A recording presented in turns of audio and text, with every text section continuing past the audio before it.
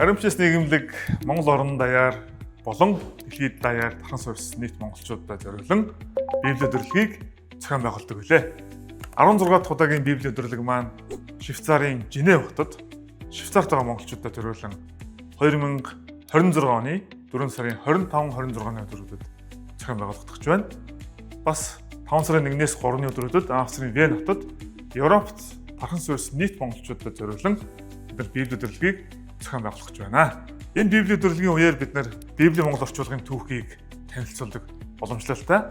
Бас Монголын Христ итгэлийн 1300 жилийн түүхийг, Библи Монгол орчуулгын 820 жилийн түүхийг та бүхэндээ лекц хэлбэрээр танилцуулахаар бэлдэж байна. Зөвхөн лекцээс гадна бид Библийн Монгол орчуулгын үзэсгэлэнгээ аваад та бүхэндээ дэлгэн харуулахаар бэлдэж байна. За энэ үзэсгэлэнгийн гол онцлогуудын нэг маань 180 жилийн өмнө хэвлэгдсэн шинэ гэрээг болон бусад үнэт үзмөрүүдэд та бүхэндээ авч очихоор бэлдэж байна. Ингээд та бүхэнтэйгээ Европт 4 сарын 25-26, 5 сарын 1-23-нд уулзцаая.